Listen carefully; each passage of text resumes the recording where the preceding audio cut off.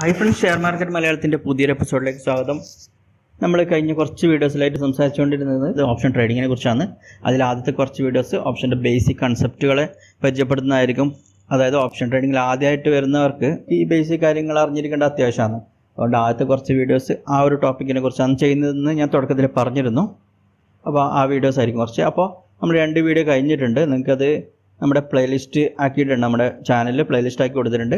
കാണാൻ താല്പര്യമുള്ളവർക്ക് അത് കാണാം. ആദ്യത്തെ 2 വീഡിയോസ്. നമ്മളിന്ന് സംസാരിക്കാൻ പോകുന്നത് കോൾ ഓപ്ഷനെ കുറിച്ചാണ്. ബേസിക് കൺസെപ്റ്റിൽ ഇനിയും കുറേ കാര്യങ്ങൾ സംസാരിക്കാനുണ്ട്. സമയം കിട്ടുന്നതിനനുസരിച്ച് ഓരോന്നായിട്ട് നമുക്ക് ചെയ്യാം. ഓക്കെ, നമ്മൾ ഇന്ന് സംസാരിക്കാൻ പോകുന്നത് കോൾ ഓപ്ഷനെ കുറിച്ചാണ്. കോൾ ഓപ്ഷൻ എന്താണെന്നുള്ളൊരു ബേസിക് അല്ലെങ്കിൽ ഒരു ഡെഫിനിഷൻ പോലെ നമ്മൾ ആദ്യത്തെ വീഡിയോയിൽ പറഞ്ഞിരുന്നു. ഒരു ഫിക്സഡ് സ്ട്രൈക്ക് പ്രൈസിൽ ആ ഒരു സ്റ്റോക്ക് വാങ്ങാനുള്ള ഒരു റൈറ്റാണ് കോൾ ഓപ്ഷൻ നമുക്ക് നൽകുന്നത്. കോൾ ഓപ്ഷൻ്റെ ബയറിന് നൽകുന്നത് ഒരു ഫിക്സഡ് പ്രൈസിൽ ഒരു ഫിക്സഡ് ഡേറ്റിൽ ആ ഒരു സ്റ്റോക്ക് വാങ്ങാനുള്ള റൈറ്റാണ് അത് കൊടുക്കുന്നുള്ളത്. അതിന് അവർ ചെറിയൊരു പ്രീമിയം കൂടി പേ ചെയ്യും. ഓക്കെ, നമുക്ക് ഒരു സിമ്പിളായിട്ടുള്ള ഭാഷയിൽ ഈ കാര്യം ഒന്ന് എക്സ്പ്ലെയിൻ ചെയ്ത് നോക്കാം. സാധാരണ ഓപ്ഷൻ്റെ കോൾ ഓപ്ഷൻ്റെ പറയുമ്പോൾ എല്ലാവരും പറയുന്ന ഒരു എക്സാമ്പിൾ, എല്ലാവരും പറയുന്ന ഒരു എക്സാമ്പിൾ തന്നെയാണ് ഇതും.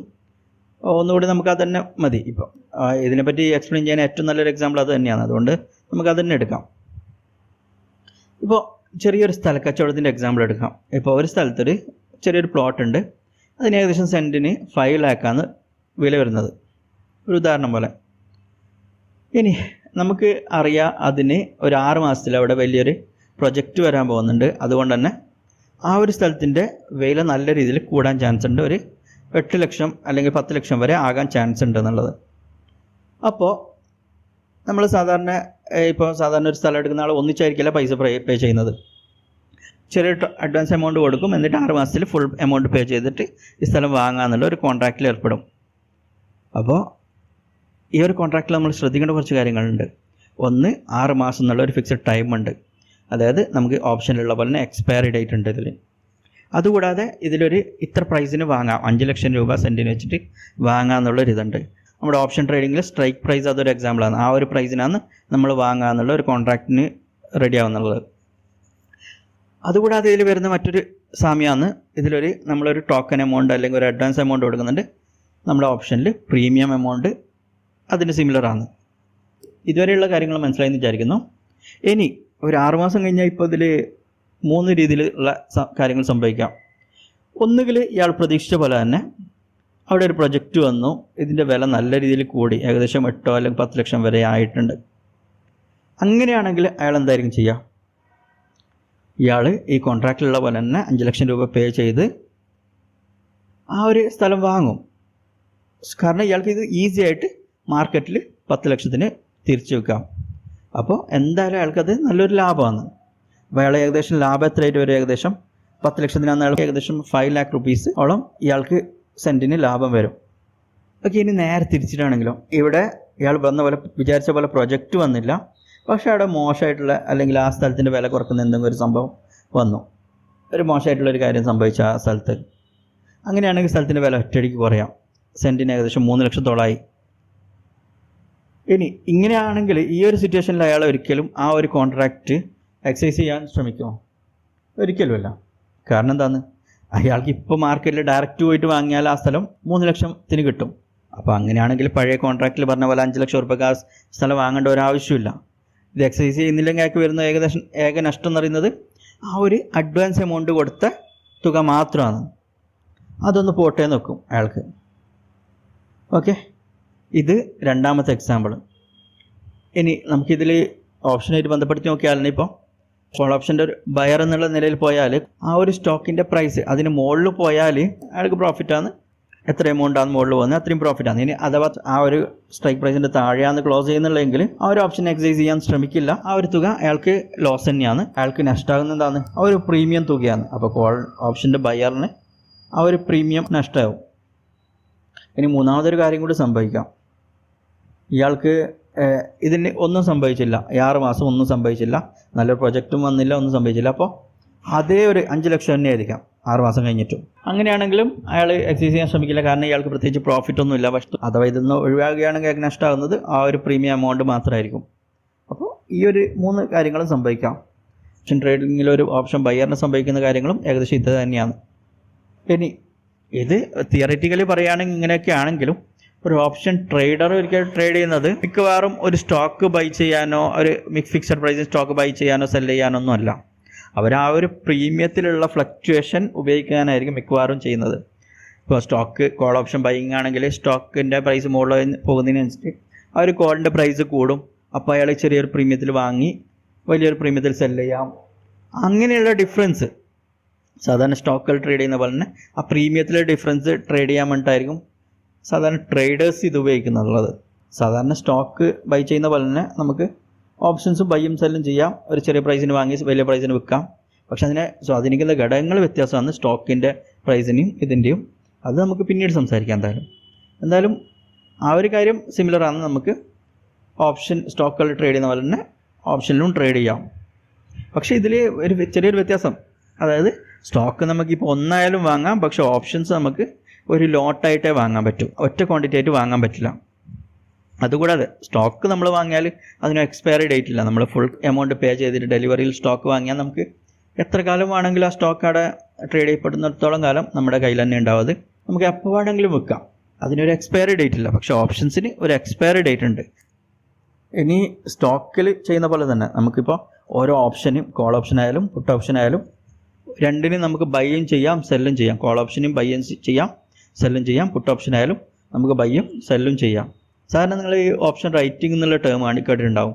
അതായത് ഓപ്ഷൻ സെല്ല് ചെയ്യുന്നതിനെയാണ് സാധാരണ രീതിയിൽ ഓപ്ഷൻ റൈറ്റിംഗ് എന്ന് പറയുന്നത്. അപ്പോൾ സാധാരണ ഇതിൽ സ്റ്റോക്ക് വാങ്ങിയാലും നമ്മൾ എപ്പോഴാണ് പ്രോഫിറ്റിലാകുന്നത്? സ്റ്റോക്കിൻ്റെ പ്രൈസ് മുകളിലോട്ട് പോകുമ്പോൾ. അതേപോലെ തന്നെ കോൾ ഓപ്ഷൻ ആയാലും അതിൻ്റെ അണ്ടർലൈങ് ആയിട്ടുള്ള സ്റ്റോക്കോ അല്ലെങ്കിൽ ഇൻഡെക്സോ മുകളിലോട്ട് പോകുമ്പോഴായിരിക്കും നമ്മൾ കോള് ബൈ ചെയ്യുമ്പോഴും നമുക്ക് പ്രോഫിറ്റ് ആവുന്നത്.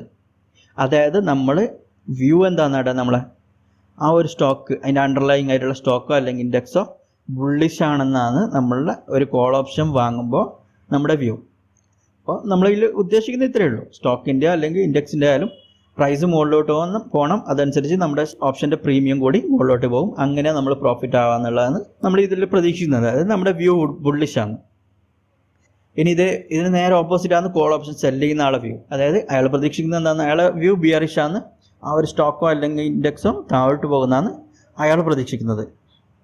ചുരുക്കി പറഞ്ഞാൽ ഒരു കോൾ ഓപ്ഷൻ ബയർ പ്രോഫിറ്റ് ആവണമെങ്കിൽ അതിൻ്റെ അണ്ടർലൈങ് ആയിട്ടുള്ള സ്റ്റോക്ക് അല്ലെങ്കിൽ ഇൻഡെക്സ് ബുള്ളിഷ് ആയിരിക്കണം, അല്ലെങ്കിൽ പ്രൈസ് കൂടണം. അതേപോലെ സെയിം ലെവലിൽ നിൽക്കുകയാണെങ്കിൽ പ്രൈസ്, അല്ലെങ്കിൽ പ്രൈസ് താഴോട്ട് പോവുകയാണെങ്കിൽ ആ ഒരു കോൾ ഓപ്ഷൻ ബയറിന് ലോസ് ആയിരിക്കും. അതേപോലെ നേരെ തിരിച്ച് സെല്ലറിന് ആ ഒരു രണ്ട് കണ്ടീഷനിൽ പ്രോഫിറ്റ് ആയിരിക്കും. അതായത് പ്രൈസ് സെയിം ലെവലിൽ നിൽക്കുക അല്ലെങ്കിൽ താഴോട്ട് പോവുകയാണെങ്കിൽ കോൾ ഓപ്ഷൻ സെല്ലറിന് പ്രോഫിറ്റ് ആയിരിക്കും. അതേപോലെ പ്രൈസ് മുകളിലോട്ട് പോയാൽ കോൾ ഓപ്ഷൻ സെല്ലറിന് ലോസ് ആയിരിക്കും. ബാക്കി പറയുന്നതിന് മുമ്പ് ഒരു കാര്യം കൂടി, അപ്സ്റ്റോക്സിൽ അക്കൗണ്ട് ഓപ്പൺ ചെയ്യാൻ താല്പര്യമുള്ളവർക്ക് താഴെ ഡിസ്ക്രിപ്ഷനിൽ ലിങ്ക് ഉണ്ട്. നിങ്ങൾക്ക് അതുവഴി അക്കൗണ്ട് ഓപ്പൺ ചെയ്യാവുന്നതാണ്. നമ്മുടെ ലിങ്ക് വഴി അക്കൗണ്ട് ഓപ്പൺ ചെയ്യുന്നവർക്ക് നമ്മുടെ ബേസിക് സ്റ്റോക്ക് മാർക്കറ്റ് കോഴ്സ് സൗജന്യമായിട്ട് ലഭിക്കുന്നതാണ്. ഓക്കെ, ഇനി അപ്സ്റ്റോക്സ് വഴി എങ്ങനെ ഒരു ഓപ്ഷൻ കോൺട്രാക്റ്റ് ബൈ ചെയ്യാമെന്നുള്ള കാര്യം ജസ്റ്റ് ഒന്ന് സിമ്പിളായിട്ട് പറയാം. വളരെ സിമ്പിളായിട്ടുള്ള കാര്യമാണ്. പക്ഷേ എങ്കിലും ജസ്റ്റ് ചില ആൾക്കാർ അതും ചോദിക്കാറുണ്ട് എങ്ങനെയാണെന്നുള്ളത്. അപ്സ്റ്റോക്സ് പ്ലാറ്റ്ഫോം വഴി നമ്മളിപ്പോൾ നിഫ്റ്റിയുടെ 16,200 അപ്പോൾ നമുക്ക് ഏകദേശം നിഫ്റ്റി 16,200 CE വാങ്ങണമെങ്കിൽ നിഫ്റ്റി 16,200 CE സെർച്ച് ചെയ്യാം. അതിനുശേഷം ആഡ് കൊടുക്കാം. അപ്പോൾ ഇവിടെ വാച്ച് ലിസ്റ്റിൽ ആഡായി. ഇനി ബൈ ചെയ്യണമെങ്കിൽ ജസ്റ്റ് അവിടെ ഒരു ബൈ കൊടുത്താൽ മതി. ക്വാണ്ടിറ്റി ഓട്ടോമാറ്റിക് വന്നിട്ടുണ്ട്. ഒരു ലോട്ടിന് ഈക്വൽ ആയിട്ടുള്ളത്. ലോട്ട് കൂട്ടണമെങ്കിൽ അതിനനുസരിച്ച് ആഡ് ചെയ്യാം. അതിനുശേഷം താഴെ സബ്മിറ്റ് ചെയ്താൽ നമുക്ക് ഓർഡർ പഞ്ചാവും. ഇതേപോലെ തന്നെ സിമിലറാണ് നമ്മുടെ മൊബൈൽ ആപ്പിലായാലും, അപ്സ്റ്റോക്സിൻ്റെ മൊബൈൽ ആപ്പിലായാലും. അതിൽ വാച്ച് ലിസ്റ്റിലേക്ക് ഏത് ഓപ്ഷനാണ് ബൈ ചെയ്യേണ്ടത് അത് സെർച്ച് ചെയ്ത് ആഡ് ചെയ്ത ശേഷം വാച്ച് ലിസ്റ്റിൽ ആഡ് ചെയ്ത ശേഷം ബൈ ഓർഡർ ഇട്ടാൽ മതി. ഇനി നമ്മൾ ഓപ്ഷൻ ബയറെ സംബന്ധിച്ചിടത്തോളം അയാളുടെ വ്യൂ ബുള്ളിഷാണെന്ന് നമ്മൾ പറഞ്ഞു. അപ്പോൾ ഈ എക്സാമ്പിൾ തന്നെ എടുക്കുക. ഇപ്പോൾ നിഫ്റ്റിയുള്ള 16,202 ഇപ്പോൾ 16,200 CEൻ്റെ വാല്യൂ ഇപ്പോൾ 83. അപ്പോൾ ഞാൻ ഈ 16,200 CE വാങ്ങണമെങ്കിൽ എൻ്റെ വ്യൂ ബുള്ളിഷ് ആയിരിക്കണം. ഇപ്പോൾ നിഫ്റ്റിയുള്ള 16,200 നിഫ്റ്റി 16,200 ഞാൻ 16,200 CE വാങ്ങണമെങ്കിൽ CE ഉള്ളത് 83 അതിൻ്റെ വാല്യൂ. ഞാനിപ്പോൾ 16,200 CE വാങ്ങണമെങ്കിൽ എൻ്റെ വ്യൂ ബുള്ളിഷാണ്. നമ്മൾ കഴിഞ്ഞ വീഡിയോയിൽ ഇൻട്രിൻസിക് വാല്യൂവിനെ പറ്റി പറഞ്ഞിരുന്നു. ഇനി നിഫ്റ്റി ഇതേ ലെവലിൽ എക്സ്പയർ ആയാൽ ഇതിലുള്ള ഇൻട്രിൻസിക് വാല്യൂ എത്രയാണെന്ന് വരും? 16,200 ചെയ്യാൻ നമ്മൾ വാങ്ങുന്നത് ഇപ്പോൾ ഉള്ളത് 16,202 അപ്പോൾ ഇപ്പോൾ ഉള്ള ഇൻട്രിൻസിക് വാല്യൂ പറഞ്ഞാൽ വെറും 2 പോയിൻ്റാണ്. അപ്പോൾ നിഫ്റ്റി എക്സ്പയർ ആകുന്നുണ്ടെങ്കിൽ ഇതേ ലെവലിൽ എക്സ്പയർ ആകുന്നുണ്ടെങ്കിൽ ഈ 16,200 സീൻ്റെ വാല്യൂ വെറും 2 ആയിരിക്കും. അപ്പോൾ നമ്മളൊരിക്കലും പ്രോഫിറ്റിലായിരിക്കില്ല. കാരണം നമ്മൾ എത്രയാണ് പേ ചെയ്തത്? 83 എക്സ്പയർ ആവുന്നത് 2-ലായിരിക്കും. ഇനി ഇൻ കേസ് നമ്മളിത് പ്രോഫിറ്റ് ആവണമെങ്കിൽ നമുക്ക് എത്ര ആയാലേ പ്രോഫിറ്റ് ആവും? 16,200 കടന്ന് ഈ 83 കൂടി അതിൻ്റെ ഒന്നിച്ച് ആഡ് ആണ്. അതിന് മുകളിൽ പോയാൽ നമുക്ക് ഈ ഒരു ഓപ്ഷൻ ബൈ പ്രോഫിറ്റ് ആവും. 16,283 കടന്നാലേ നമ്മൾ പ്രോഫിറ്റിലേക്ക് പോകും. അപ്പോൾ ഓപ്ഷൻ ബയ്യർ സംബന്ധിച്ചിടത്തോളം ആ സ്ട്രൈക്ക് പ്ലസ് നമ്മൾ പേ ചെയ്ത പ്രീമിയം കടന്ന് പോയാൽ മാത്രമേ നമ്മൾ പ്രോഫിറ്റിലാവും. ഇനി അഥവാ 16,200 താഴെ ക്ലോസ് ചെയ്താലും നമ്മൾ എന്തായാലും ലോസിലാണ്. ഇനി 16,200 തന്നെ ക്ലോസ് ചെയ്താലും നമ്മൾ ലോസിലാണ്. ഇനി 16,200നും 83 ഇടയിൽ ക്ലോസ് ചെയ്താൽ ചിലപ്പോൾ ചെറിയൊരു പ്രീമിയം നമുക്ക് ആ ഒരു ഇൻട്രിൻസിക് വാല്യൂ എത്രയാണ് ബാക്കിയുള്ള ആ ഒരു എമൗണ്ട് കിട്ടും. പക്ഷേ എങ്കിലും സ്റ്റിൽ നമ്മൾ 83 കിട്ടിയില്ല എന്തായാലും, അപ്പോഴും നമ്മൾ ലോസിലായിരിക്കും. അപ്പോൾ നമ്മൾ 2 രീതിയിലും നമ്മൾ ലോസിലാണ്. എപ്പോഴാണ് 16,200 താഴെ ക്ലോസ് ചെയ്തത്, നമ്മളെടുത്ത സ്ട്രൈക്കിന് താഴെ ക്ലോസ് ചെയ്താലും സെയിം സ്ട്രൈക്കിൽ ക്ലോസ് ചെയ്താലും നമ്മൾ ലോസിലാണ്. നമ്മൾ പ്രോഫിറ്റ് ആവുന്നത് എപ്പോഴും മാത്രമാണ് നമ്മുടെ വ്യൂ അനുസരിച്ച്. നമ്മൾ ബുള്ളിഷ് വ്യൂ ആയിരുന്നു, അതിനനുസരിച്ച് നല്ലൊരു മൂവ് കിട്ടിയാൽ മാത്രമേ നമ്മൾ പ്രോഫിറ്റ് ആവൂ. അതായത് നമ്മളെടുത്ത ആ ഒരു പ്രീമിയം കൂടി കടന്നു പോയാൽ മാത്രമേ നമ്മൾ ഈ ഒരു ഓപ്ഷൻ ബൈയിങ്ങിൽ നമ്മൾ പ്രോഫിറ്റ് ആവും. ഇനി നേരെ തിരിച്ചാണെങ്കിൽ ഇപ്പോൾ സെല്ലറിനാണെങ്കിലോ ഈ ഓപ്ഷൻ സെല് ചെയ്ത ആൾക്ക് പ്രോഫിറ്റ് ആണെങ്കിൽ ഒന്നുകിൽ 16,200 താഴെ ക്ലോസ് ചെയ്താൽ മതി, അല്ലെങ്കിൽ 16,200 തന്നെ ക്ലോസ് ചെയ്താലും അയാൾക്ക് പ്രോഫിറ്റ് ആയിരിക്കും. സെല് ചെയ്യുമ്പോൾ കിട്ടിയ പ്രീമിയം അയാൾ കീപ്പ് ചെയ്യാൻ പറ്റും. ഓപ്ഷൻ ബൈയിങ്ങിൽ ലിമിറ്റഡ് റിസ്ക്കും അൺലിമിറ്റഡ് പ്രോഫിറ്റ് ആണെങ്കിലും അവിടെ പ്രോഫിറ്റ് ആവാനുള്ള പ്രോബബിലിറ്റി കുറവാണ്. പക്ഷേ ഓപ്ഷൻ സെല്ലിങ്ങിൽ അൺലിമിറ്റഡ് റിസ്ക് ആണ്, ലിമിറ്റഡ് പ്രോഫിറ്റ് ആണ്, പക്ഷേ അവിടെ പ്രോഫിറ്റ് ആവാനുള്ള പ്രോബബിലിറ്റി കൂടുതലാണ്. കാര്യം മനസ്സിലായി വിചാരിക്കുന്നു. നമുക്ക് ഓപ്ഷൻ എടുത്ത് ചെയ്യുമ്പോൾ കുറച്ചുകൂടി മനസ്സിലാവും.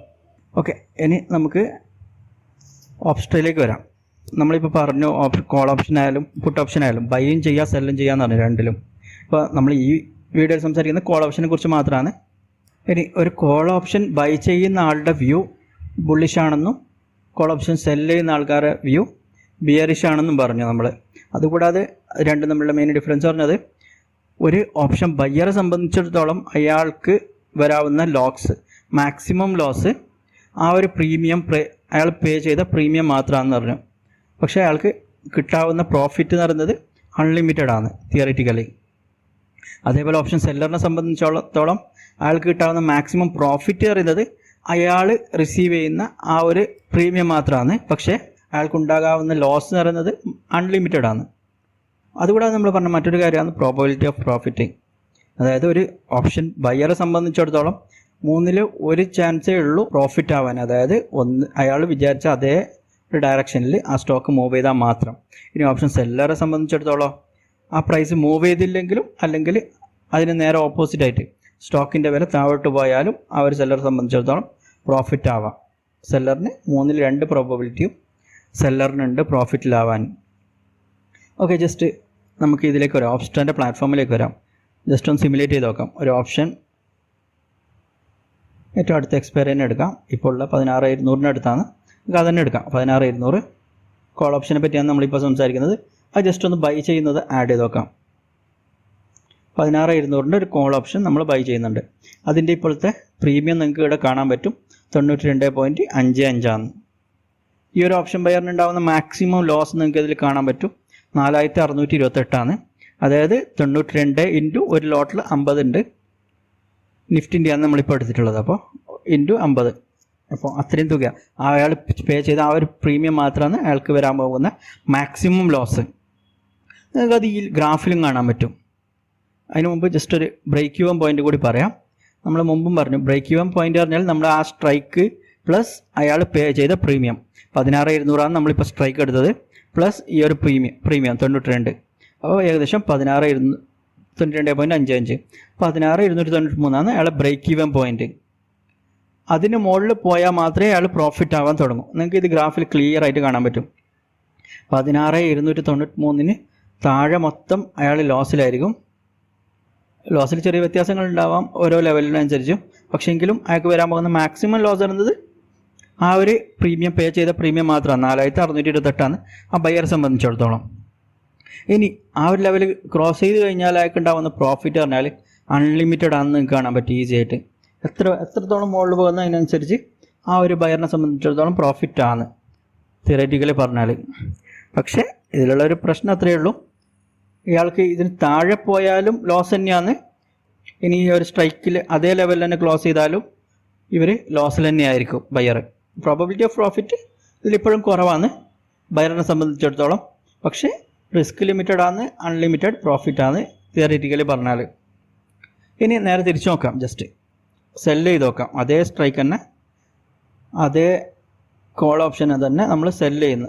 അങ്ങനെയാണെങ്കിൽ ഗ്രാഫ് നേരെ തിരിഞ്ഞ് നിങ്ങൾക്ക് കാണാൻ പറ്റും. ഇനി ഓപ്ഷൻ സെല്ലറിനെ സംബന്ധിച്ചിടത്തോളം അയാൾക്ക് കിട്ടാവുന്ന മാക്സിമം പ്രോഫിറ്റ് പറഞ്ഞാൽ ആ ഒരു സെല്ല് ചെയ്തപ്പോൾ കിട്ടിയ പ്രീമിയം മാത്രമാണ്. അതായത് 92.55 ഇൻറ്റു 50 4628 അയാൾക്ക് പോകുന്ന മാക്സിമം പ്രോഫിറ്റ് ഈ ഒരു ട്രേഡിൽ.